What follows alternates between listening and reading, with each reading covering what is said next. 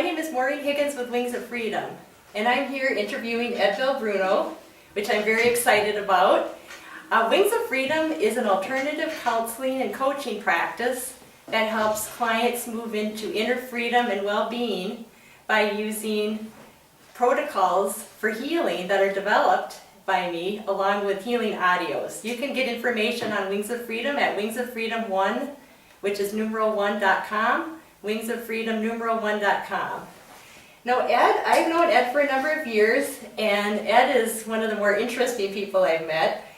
Ed has been interested in art, doing beautiful art, fine art, oil paintings and acrylic, which he's been interested in since a boy. And he also has a PhD in celestial mechanics, mathematics, and works with the space program. And is also interested in spirituality and how they interconnect the three fields. And so one of the things that is really interesting about Ed too is that in 1991 he helped land the Japanese spaceship or spacecraft that was needing rescuing using one of his orbits, which meant that he needed to do it with no fuel, and he was able to successfully complete that. And I've been really interested in one of his papers that he did is my favorite one, where he was able to show how we can be existing in many realities all at the same time by using geodesics math. Is that correct, Ed? Am I saying that right? Roughly. So anyway, we're here to introduce Ed so that he can show us how there's an interconnection between these three and tell us how these three interests became for him. So Ed, why don't you take over and tell me and our listeners what it is what brought you to these three things. Yeah, so from the, I remember when I was 4 or 5 years old, I had a real interest in space from that age, and I guess it was the time I grew up in. That was the early 60s, and that's when the United States was going to land on the moon, and so the entire 60s era was one of, you were every day just constantly inundated with the space program. But I always loved it, and I remember that at 7 years old I did a painting on my own with no training of a spacecraft that I got from the cover of a magazine, and the painting came out so good at 7 years old that I saved it over the years. And I had an art show recently in New York City, and they saw this painting and they used it for the cover for the entire art show of a professional artist in New York. Because I did this at 7. So I did another painting at about that time, maybe a few years later, of a landscape of on the satellite Titan of Saturn, with Saturn in the sky. And they came out really great. I mean, these were paintings I did with no training. I somehow knew what kind of materials to get. So it was always infused in my life to do art. And for me, art was sort of just natural. And people would see these paintings I was doing at like 8, 9, 10 years old, and I'd say, "Oh, I'm just doing a painting. It's really nothing." And it was like just innate in my background. So during my high school years, I kept this up, and I really wasn't serious about going into any kind of serious academic career and anything. I was sort of caught up in the moment of the latter 60s, sort of doing a lot of partying around, having a good time. But meanwhile, I did get a research grant at 15 years old with a friend of mine for keeping a mouse alive underwater in an aquarium using some fancy breathing apparatus that we saw in Life magazine, where the Navy was researching this in aquariums. And we said, well, why don't we just buy one of these things and do it underwater?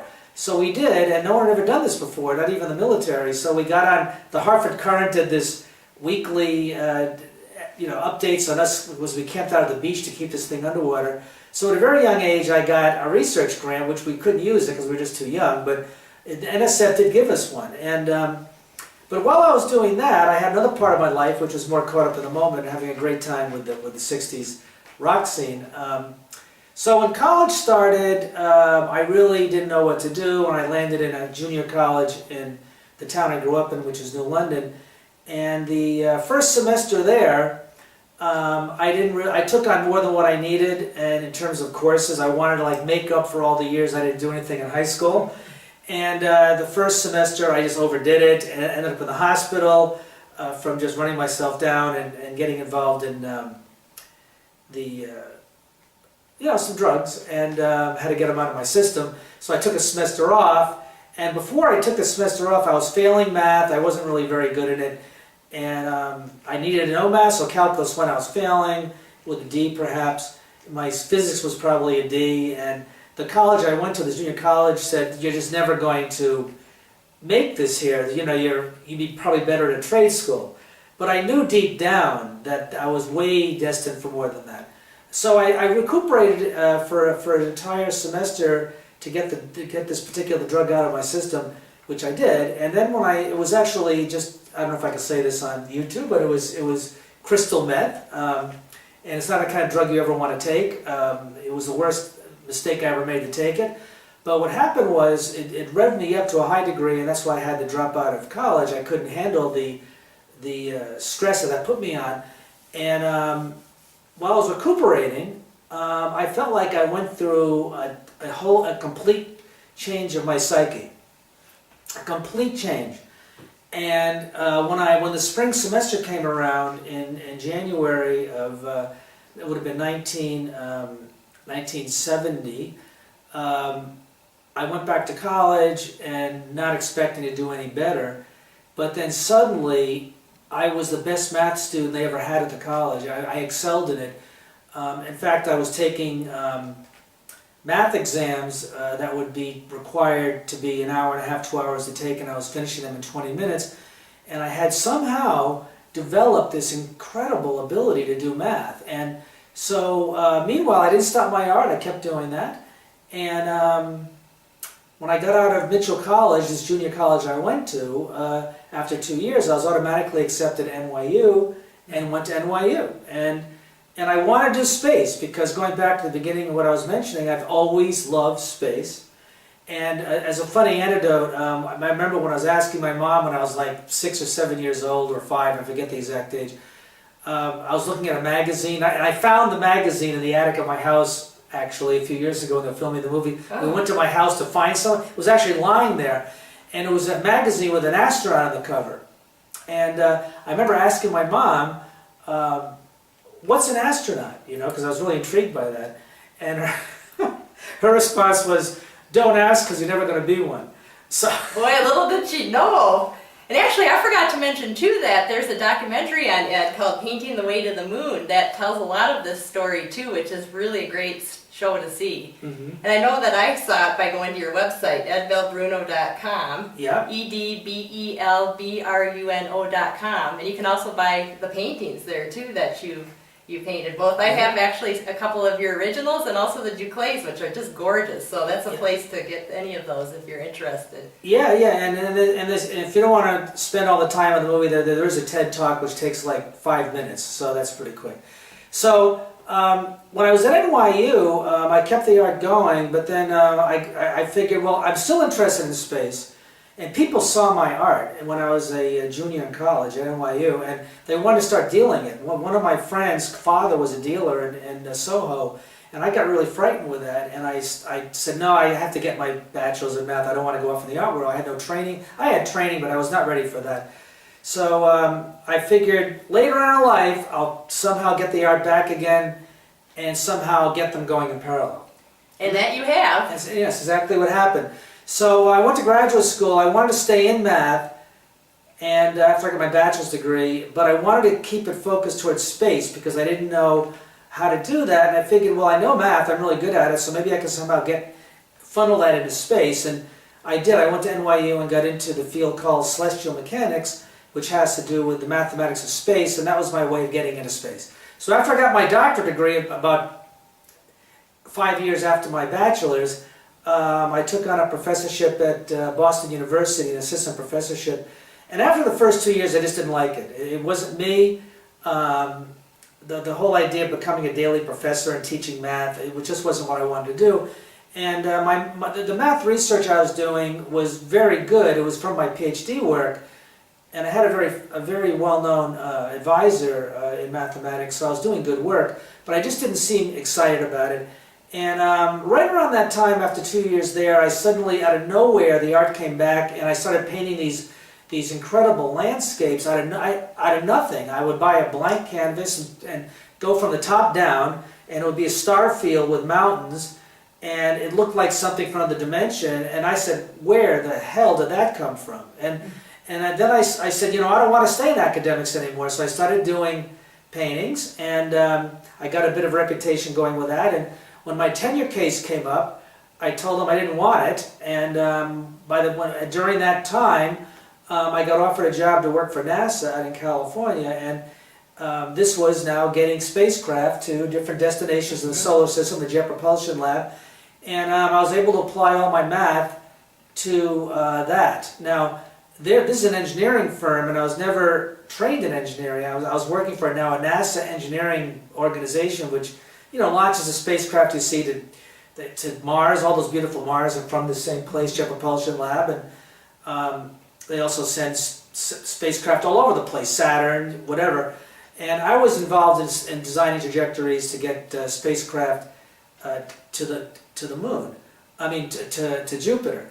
And around the time that was happening, when I arrived there in 85, 86, I had this obsession with trying to apply my doctoral work to the space program. Now, I was not hired to do that. I was hired to do standard engineering type trajectory design for the space program, but in my spare time, I was developing this new theory of how to get spacecraft captured at planets when you arrive there on a trajectory where, when you arrive, you don't need your engines to go around the planet. Now, typically what happens is when you send a spacecraft to a planet, like for example the moon, you're going too fast. And the way the space programs do it is, in order to go in orbit or to land on the planet, you have to slow down your spacecraft. The way they do it is to set the engines on. They turn the engines on, and the engines slow you down. Then you go slow enough to go in orbit around the planet. Now, the reason I got interested in this was actually an economic one. I'm not a capitalist, but it really caught my attention that it cost $1 million a pound to bring anything to the moon, including fuel. Boy. So if you have a spacecraft the size of a desk, and it's got maybe 20 pounds of fuel on it, and you have to use that to slow down, there's $20 million. When the Apollo spacecraft went to the moon, they had to spend $250 million just to slow down. Jeez. So my interest was, is there a way to do this without having to slow down? Where you actually, that nature does it for you, and you would just save a tremendous amount of money. Now, it was ridiculed. People said, look, just do your job. No one's ever done this before, including the Russians. We haven't done it. So you're just not going to do this. You weren't trained in this field. You're here to learn how to do this for NASA. But I knew deep down this was my calling. And this is a very spiritual connection. I just knew that if I stayed at this, something would happen. And I felt like I was trapped. I felt like I had to do this against my will. I didn't want to do this, but I just knew I had to. And I knew it was going to be a real struggle to pull this off, but something in me said, you need to develop this. And don't you think pioneers are typically struck down anyway for new ideas a lot of times? And so you really have to have that drive to really get it out there, wouldn't you say? Absolutely. I think it's like if people are comfortable with things done the way they normally do them. So if you're an explorer or doing something new in the sciences, typically if you bring up a brand new idea to do something, people don't like it because you're going against the direction of people's careers, and they just don't want that done. So for example, when I proposed to get spacecraft captured at the moon, for example, as my test planet for no fuel, the methods I was using had to do with my doctoral work, which has to do with chaos theory. Now, in a place like NASA, where these missions are hundreds of millions of dollars, billions of dollars, and you tell your management that, hey, I had this new way to do space travel, I'm investigating using chaos, they freak out because the last thing they want to do is think that the multi-billion-dollar spacecraft is on a chaotic trajectory. And also, they get their money from Congress, from the senators, and the senators don't want to be having any kind of doubts about the reliability of doing things. So when I suggested this, that I may have a new way to do something using chaos, it was immediately slammed down, and I was given a very hard time. Now, I started doing this about a year after I arrived there, which wasn't a good thing, because here I am learning how to do this trade of engineering, and I start coming up with these ideas to do this, and they basically put me on notice that my job was on the line after 1 year, and I'm saying, boy, did I really screw this up. I left academia, I took down a 10-year job I could have had, and I came here and this is happening. And luckily at that time, that's about the time the shuttle had this blew up and a bunch of people died, and the astronauts died, and it was tragic for NASA and the whole country. So they started to scale things down, and naturally the project I was on, which was the Galileo project to Jupiter, they took me off of it and said, you're going to work with these creative people here on some new hypothetical project. We don't want you on this mainstream one, we're going to put you on the soft money theoretical one, which I'll put the word troublemakers on. But the troublemakers were the thinkers. But they didn't want thinkers doing mainstream jobs, you know. Luckily, they did have this project for me to work out with several other people, and little did I know, the project they wanted was a project sanctioned by the director of Jet Propulsion Lab, actually, General Lou Allen, and he wanted to get a little tiny spacecraft to the moon using no fuel, and basically to get captured around the moon. And they had this project going for a while, and the person who was doing it for them, doing the trajectory work, couldn't get the spacecraft capture the moon using their methods because it was going too fast, using the methods this little spacecraft had. And the idea was they wanted to get the smallest possible spacecraft to the moon using these very weak engines, and it was going a little bit too fast, actually a lot too fast, to get it around the moon using the techniques required for that kind of spacecraft. So they put me on it. And the guy who was doing the work on this was a very well-known trajectory designer for probably 40 years, and he admitted, I can't do this on my software. You give it a shot, right? So I figured I have years to do this. They're going to keep this going for a few years, and they tell me you have 3 months to do this, and I viewed it as I was set up because they didn't want to get rid of me, and this would be the perfect choice. They put me on this project, I can't do this. Mm-hmm. So I basically said, there's no way I'm going to do this in 3 months, because I knew the math behind it. If you wanted to get captured for free, it was going to be incredibly complicated. And I knew you just could not do it using the advanced math. So what I did was, and this is where the universe comes in, I let go, and at the time I was meditating, and my meditation experiences would always tell me, if you want to achieve anything, you need to let go, and try to let the universe do it for you. Oh, that's perfect. And so that's what I did. And I said, what does that look like for this? I'm going to lose my job probably in 3 months if I don't do this. What does it mean to do this? So the way I interpreted it was, and this is what the universe obviously wanted me to do, is I said, okay, if I have to find a brand new route to the moon using a theory that's going to get it there mathematically for no fuel, I'm going to go to my artwork, which was about as far as left field as you could possibly imagine. So I did a painting of the Earth-Moon system, a pastel actually, and I did the brush strokes very quickly. I did this very quickly, and the idea being that if you worked incredibly fast, then you would, the universe would show you the path through the brush strokes. That's exactly what happened. So I saw these darkened brush strokes in the painting to the moon. So I said, okay, let me go to the computers and I'll translate this into a position and a speed, and put in the computer, and it's very sophisticated NASA software. If you don't do it exactly correct, it doesn't work right. And the chance of getting to the moon is hard anyhow. Do it with, you want to get captured for free. I didn't even know what that looked like, to be honest. But I put the numbers in, I let it go, and it actually worked. It found a brand new route to the moon. And it saved my career at the lab, at Jet Propulsion Lab. And they didn't use it, but it did allow the paper study to go through, and everyone was very happy about this. I was happy about it. I was interviewed by the LA Times about it. They got wind of this, and I thought I'd be a hero because I mentioned on the front page of the New York Times some bigger story about something else, but they did put at the very end that this new approach of chaos theory comes up with a brand new way to find spacecraft to get around the moon. And little did I know the management of JPL didn't like that because the word chaos was mentioned in the LA Times. And they said, this is bad. Never in the future, if you ever interviewed, you can't do this on your own. So here I am thinking I should be rewarded for this, and just the opposite happened. And it was a downward spiral from that moment on. Instead of me being appreciated for the work that I did, it was really, I was put on sort of the sidetrack. Don't you think, though, that you were letting go and how you got that whole technique coming in, and then the passion and drive that you had, it's almost like you couldn't let go of it, and you just kept with it, and you just kept with it, because really it took quite a while before you actually had this approach accepted and that you were really rewarded for it. How long did that take, Ed? Okay, well, from the moment that I was sort of sidelined, they kept me on projects, but I was sidelined, and the heat was turned up on my job. I just knew that as year after year went by after that, that the pressure got more and more, and I could feel that I was going to be told, you have to leave.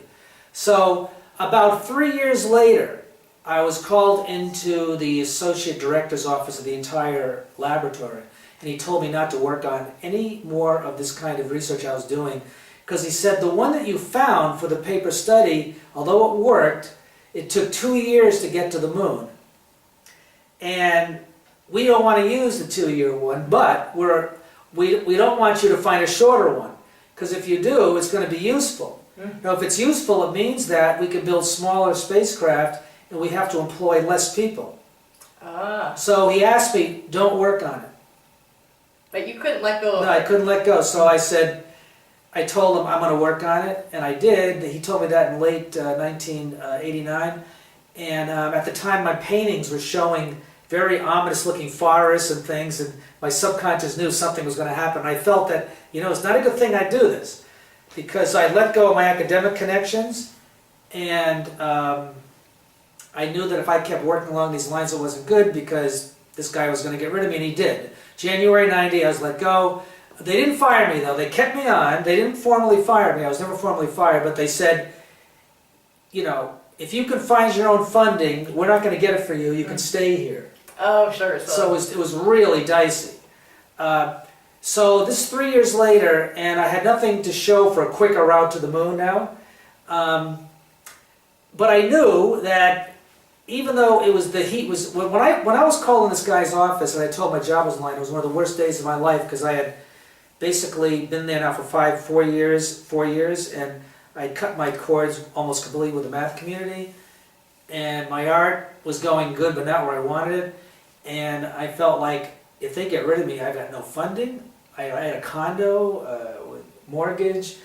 I always tell this joke, which is not a joke, but at the time this was happening, I felt my life was really over. I really did. And I was driving down the street one day, and a dog ran into my car, and I wanted to make sure it was okay, so I stopped the car, and the dog bit me when I was trying to see how it was doing.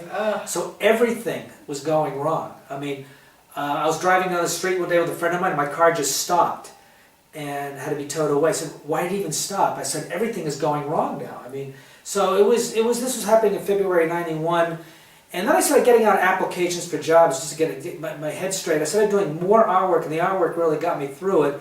And then, by luck, and I think JPL actually helped me on this one, I got a wonderful teaching position at the Pomona Claremont Colleges near JPL, near Pasadena. And that bailed me out, because it was nearby, I could keep my condo, and I felt relieved I got this. Now the day I got this was like April of '90, I had the ultimate letting go experience, and I've been interviewed about this so many times. It was one of those days where I finally let go of the angst of what had happened to me the previous 4 years at JPL, at NASA. And it wasn't their fault, actually, it was mine, because I was headstrong to do this, and they were right. This was not a research center, it was an engineering center, but I went against the grain, and I had a really hard time. But I'm not going to blame it on them at all. In fact, I thank them now, because they enabled me to what happened next. So what happened next was I was in my office by myself, and I said to myself, I said, why am I so headstrong about this? I said, maybe it has to do with the fact that I'm trying to prove that I'm smart. Because I was always told by my mother I was not. But I knew, of course, it was deeper than that, but that was definitely a big one. And when I realized that, I said, I have nothing more to prove to these people. I don't care if they think I'm smart or not.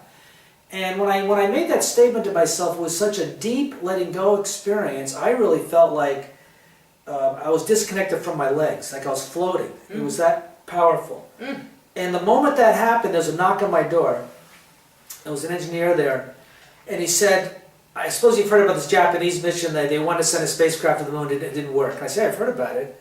The mother craft was going around the Earth, never designed to go to the moon with no fuel in it. Basically, very little fuel. And I heard about that. And it was plastered all over the place in the news. Japan fails, the lunar mission doesn't work. And so they very quietly got news to JPL. They wanted to bring their mother craft to the moon somehow. And this guy was sort of put in charge of that. And his name is James Miller. And he was put in charge of that, and he goes, I heard about your work, I think it's a bunch of bullshit, but I'll try anything. And I had just let go with this experience, like literally a minute earlier, and the moment he asked me that, it was literally like a light went off. I mean, it really was light. And it was like something handed me the answer. It wasn't like I suddenly did a calculation. It was as if the universe said, here. And I said to him, I know how to do this. This is how you do it. And he goes, that'll never work. And I said, just do this. I know it's going to work. It was some technique to do on the computer. Wow. So letting go, it's almost like you connected up with the universe to bring you the answer by getting rid of the angst and letting go of anything that was blocking you from really connecting up. Yes, absolutely. That's exactly what happened. And it's interesting because if I went a few months earlier, a few days after I was almost let go from my job, I was suicidal. It was so bad. And I was on my knees one day, and I said, universe, I need help. Do something to help me. And then by the letting go was the thing that actually brought it in for you. It brought it in this unpredictable way. So literally, the mission was, we came up with this trajectory of the moon from my theory. Japan saw it, and they said, who is Ed Belbruno? What is this theory all about? And they literally did it. A year later, they actually used my route to the moon to get this spacecraft to the moon. And it worked. And not only did it work, JPL wanted me to come back, and any event, it was a high and a low I'll never forget. The whole process of the whole discovery process of finding this route, having it used, was just one of these experiences. I went from the lowest of lows to the highest of highs in 6 months, in 1 year, and I would do it again. It was incredible. And I saved my career, I saved their mission. It gave rise to a whole new paradigm shift for space travel. And however, when I did all of this, I knew that there was something else involved. And because I knew that I was handed the trajectory from somewhere. It wasn't from me. And I just felt that there was more involved. Your whole life has really been that way when I think about it. I've known Ed since 2007, and the story you just said could have been applied to many things in your life. The way you got into college, the way you had NASA come with other grants and projects. I think about how you and Richard Gott came up with a theory about how the moon was created. And talk more about the one that really is interesting to me. I mean, they all are, but the one that you did most recently with the black hole, the geodesics. Well, before I get to that, though, sure, I want to say what happened here with the route to the moon. Oh, please do. Yeah, so this route to the moon was just an amazing thing, and it was so amazing that I decided to leave LA and go off and start a new life. I went out to St. Paul, Minnesota in late 1991. And this is before the Japanese spacecraft actually got to the moon. But there's a story I want to tell about what happened on the route from L.A. to St. Paul, Minnesota. Oh, for sure. And because I was looking for some kind of acknowledgement that there was something guiding me here, and I felt I had to leave. I just had to leave. Now, another thing I want to mention, I want to back up because before I went to JPL, before I went out to NASA in California, when I was a professor at Boston University, if you remember back when I was talking initially, I had said that I didn't want to be an academic anymore, and the art just suddenly came to me. Now, what happened at that time was an event that was a spiritual awakening for me like nothing I had ever experienced. And what that was I was with a friend in an apartment in Boston, and we were playing Beethoven's symphony, and it got to the end of the symphony for that incredible crescendo that's at the end of that. And what happened was, this right around the time I'm coming up with these new paintings, I'm with my friend here, it's about 11 o'clock at night, and the crescendo hits. The room was black, and we had all the lights off except for candles, because it was done like in this really cool way. And when the crescendo hit, the lights of the apartment went on, and both of us heard in our ears simultaneously, universal simplicity, everything is one. And we both heard that with a metallic voice. We both heard the same thing. And when that happened, I said to myself, what's going on here? So it was really talking about unity consciousness. Yes, that's what it gave both of us the message. She changed, my friend, she changed her job from being a computer scientist to a chiropractor after that experience. Wow. It changed her so much. That's great. And for me, it gave me acknowledgement, okay, I'm going to LA. I mean, I'm not sticking around here in Boston. This was like, and when you had alluded to years earlier, before I went to college, this is another experience predating this one where I sort of knew there was something going on in the spiritual world, was when I got my degree from Mitchell College, and I did so well, and I got accepted at NYU, my mother said, we have no funds to send you there. There's no money. And it came to be July, and I saw a friend of mine had got me an apartment in New York, and she goes, look, we have no money. You can't go. And I said, I just know it's going to happen. I have this inner knowing. Don't worry about it. It's going to happen.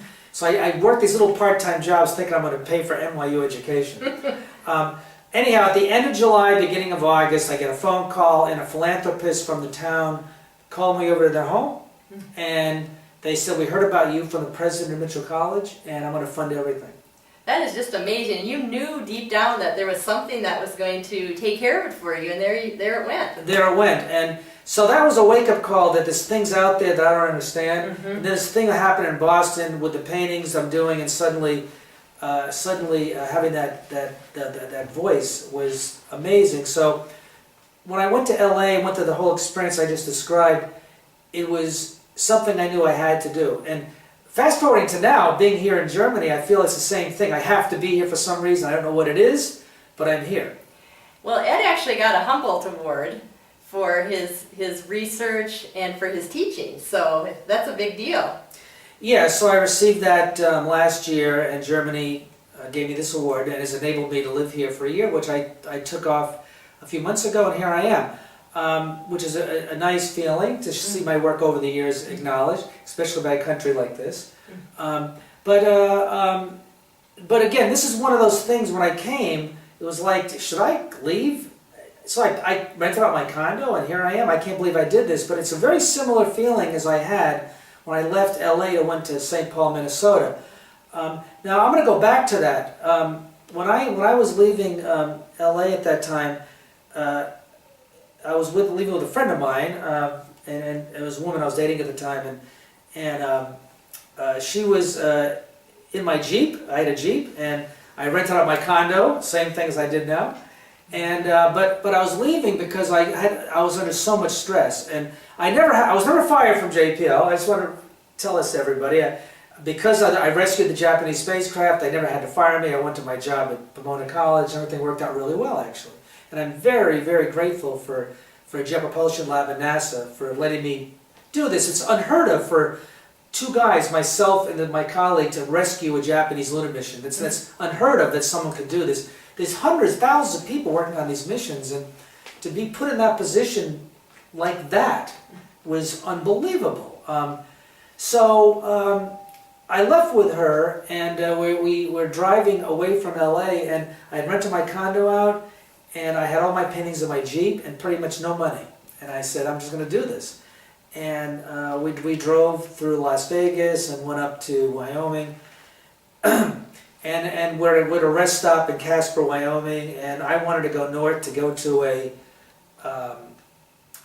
to Route 90, which went across to Minnesota, to get there because I knew there were hotels up there, and but she wanted to go down some nothing road in the middle of nowhere, and I figured I don't want to do that because the road was through Thunder Basin National Grasslands. It was a good solid 100 miles of nothing. I wasn't even sure if I had enough gas to do this. And we had an argument, and I did it. So I turned on this road, and it's now. I just want to frame this. This is as I'm leaving. We left LA to go to Minnesota, where I was going to ultimately go to a factory building to live as an artist, and that's what I was doing. So the whole thing was weird, and I needed some confirmation somewhere that what I was doing was the right move, but I felt like it was. So as we're going down this road late at night, it was a balmy night at the end of September, and actually the beginning of October. But meanwhile, as we're doing this road, the Japanese spacecraft had still not gotten to the moon yet. So I figured, I'll do this trip. If I'm a failure in St. Paul and I'm broke, fine, I'll somehow get by. If the Japanese thing gets there okay, then my career is made. So I figured, what do I have to lose? So we're going down this small road in Wyoming late at night, and we're driving for a good solid 2 hours, and there's like deer on the road and other things. We had to go very slow, and and we see a sign, entering Thunder Basin, right? And Thunder Basin is this enormous depression, and it's just sagebrush everywhere, and these trees, the mountains are to the north, and we go down, But as we're going down, the road goes down, I saw a bright red light on the road, way off in the distance. And me being a scientist, I'm saying, well, what's a light doing down there? Why is the thing so bright? It was a bright red color. And my friend is not saying anything because she was quiet anyhow. But this was a bit creepy because we're in the middle of nowhere, really in the middle of nowhere. And there's a bright red light on the road way off in the distance. So I said, well, it's got to be a construction site. Yeah, you're trying to be logical. Yeah, it's a construction site. As the road descended and leveled off, it was in front of me, about a good mile away, and I saw that it was in the middle of the road. It wasn't on the side. So as I got closer and got a few hundred feet away, it was a giant object, and I stopped my car, and it was a giant red rectangle. It was a red boundary superimposed on a black rectangular object. It was like 40 feet by 40 feet, completely overlapped the road, could not go around it. It was clearly intended to stop my car. And how did you feel when you saw it? Were you panicked, or did you feel okay? Or I felt totally relaxed. I felt like this is okay. I was more in the mode of this is the coolest thing I ever saw. I was also trying to say I've never seen anything like this. I do like science fiction, and you're always talked about UFOs looking like saucers or whatever. This was a rectangle. I mean, there was nothing in my frame of reference for this, and I just was speechless. And she was speechless, and we're just sitting there.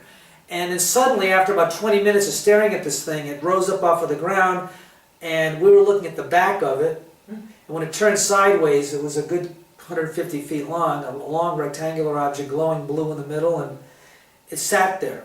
And she says to me, why don't you go under it and see it? And, I said, are you crazy?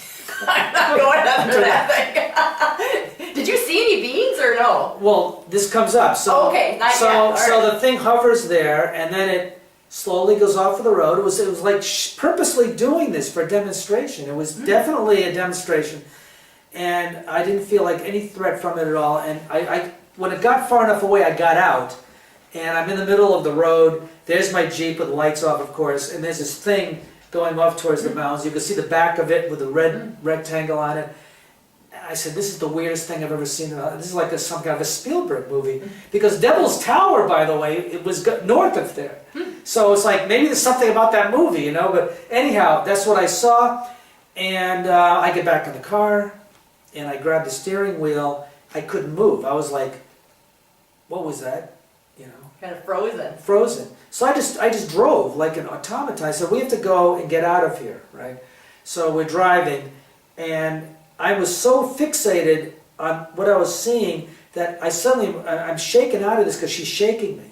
And she's absolutely ready to scream. And she goes, they're waiting for us. They're up there. I see them.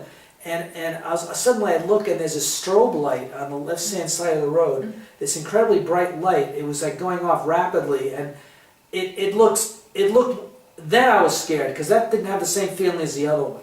So there was something different there. It wasn't the same ones as the spaceship. It was something different. Totally different. And I said to her, I'm going to slow down. I want to see what this, I want to stop. And she is screaming, you know, they're going to kill us. I'm getting out of here. She goes, I'm going to get out and run. And I'm saying to myself, that's the last thing I need, right? I mean, by myself in the middle of nowhere, there's these pulsating light on the left-hand side of the road. And when it pulsated, there were people standing around. I'm going to call them people. I don't know what they were, but they were definitely there. And there were a whole bunch of them. And I said, I'm going to let this happen. So I speeded up, but I got close enough to see it. And up in the sky was a glowing object that trailed my car for quite a while until I climbed out of this thunder basin. And with my car, we went up, and I looked off in the distance, and there was a lot of activity back to where I was. We got to a hotel about 40 minutes later when the road was quicker. It was in Gillette, Wyoming. We got a hotel. And I remember we were seeing all these things at 11. Now, I didn't realize until years later about the time differential, because when we drove into Gillette, which is only a 45-minute drive, I kept saying to my friend, why is it, there's no hotels now, it's just too late. It's too late. I kept saying that. It's like, it's too late. It's like 4 in the morning. There's no hotels around here. So what was the time difference? Well, from 11 to 4, like 5 Oh, minutes. wow. So you had a real lapse in time. Yeah, and I remember as I was going to stop, the strobe light effect was like almost like you're in still motion, and everything was very weird, and I don't know what happened there, but so I sketched everything up, and I have the sketches, woke up in the morning, and it was such an incredible experience and she was already in shock because of it. She was already starting to I don't want to talk about it. That was too weird. I just don't want to talk about it. And she started to deny it fairly quickly a few weeks later. That's what happens. I'm not talking about it. It never happened. I said, what do you mean it never happened? I said, you were screaming like crazy. She went, it was a shock thing. I'm sure. So what happened was this, and I want to emphasize for people listening to me how amazing this is. I got to St. Paul, and the famous Carl Sagan wanted me to write up an article about the Japanese mission to the moon, because I found out that it actually got to the moon successfully. Right? So I'm writing up the story, and a friend of mine in LA who I knew quite well, he knows Carl Sagan, and he's a writer, and he said, I have to edit this for you because he's going to look at it. It's got to look perfect, right? So I'm writing this down, and I get to the very end. October 2nd, 1991, the Japanese spacecraft arrived at the moon. And then I just stopped. I said, that's the exact time I saw that thing on the road. Isn't that something? So that was your confirmation. That was my confirmation. They were letting me know in a really, I'm going to say this again, really spectacular way. They were letting me know, we have your back. And it seems like you following what your inner self is telling you, or you could say the universe is telling you, has brought a lot of these things to fruition. And that's where you get the signs from, that you really feel this burning desire to follow a path, like you don't have any choice, and you're letting go of the fears, the angst, and so forth. And as you do that, you're getting the signs along the way showing you that you are indeed on the right path. On the right path. Now, when I got to Princeton, I ended up saving another mission to the moon using another thing. It happened the same way. It happened on Christmas Day. A rocket failed. I was trying to sell people this route to the moon that I had for a business now. And I'm in New York, and I was using an office, and this was in 1998. And the business guys were saying, well, this is never, this idea you have about going to the moon with low energy, we can't really use this for a business thing. But anyhow, on Christmas Day, a Russian rocket fails, and one of these business guys, interested in what I was doing, calls me up and goes, do you think you can get this, because the satellite was put in the wrong orbit around the Earth. He goes, do you think you can use this to get this to the moon and back to the Earth to get on the right orbit? And I said, absolutely. And we did. And the Hughes Corporation did it. But that failure was like Christmas Day, which was a very weird synchronicity. When I was in Princeton now, and when I went to Princeton from St. Paul, because of my business startup, and this was the beginning of that, Princeton asked me to join them, and which I did. But I was not being paid. I had an unpaid research position, and my finances were not doing well. And this is another one of those things that happens where, out of the blue, I get a call from a senator in Washington. He goes, I heard about your story in Discover magazine and by some people in the space business, and he wanted to see me in Washington. I saw the senator, and he bailed out my whole career. Wow. So then, from then on, you've pretty much been solidly paid for all the work you've done. Everything, yeah. So he arranged me to meet the director of NASA. The director of NASA commissioned me to do a painting. Then they funded me with one research grant after another, and it stayed that way for many years.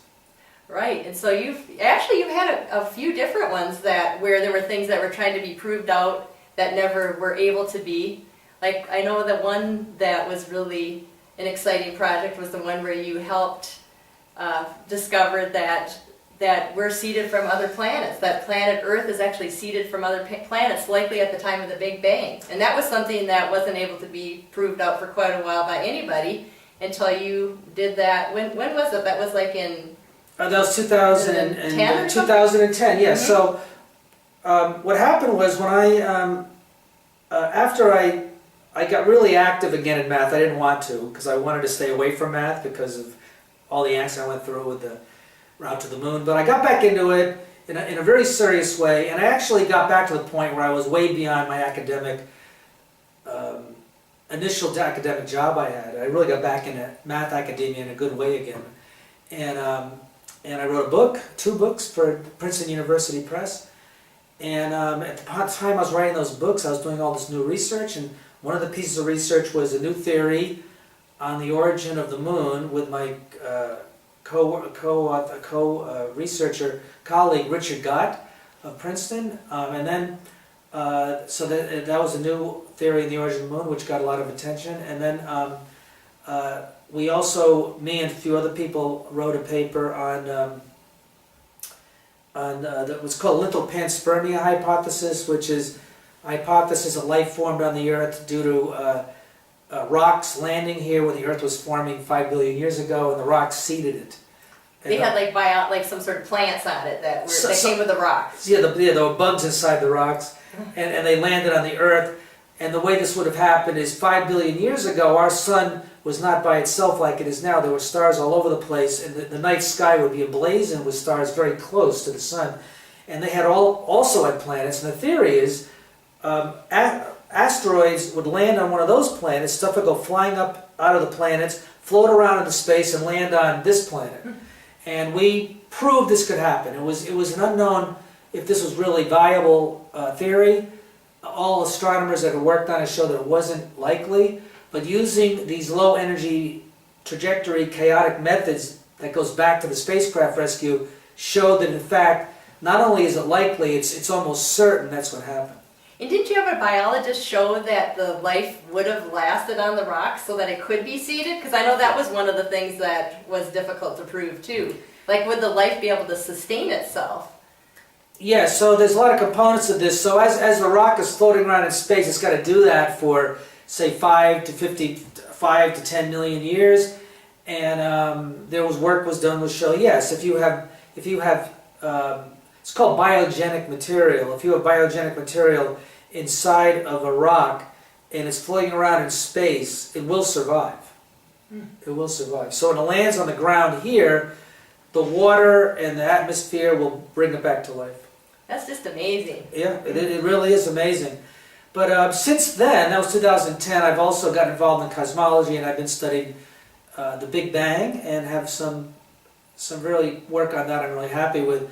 So all of this, though, I think is all connected, and me being here in Germany is somehow connected with this. And I want to find out why I'm here, because I don't even know why I came here.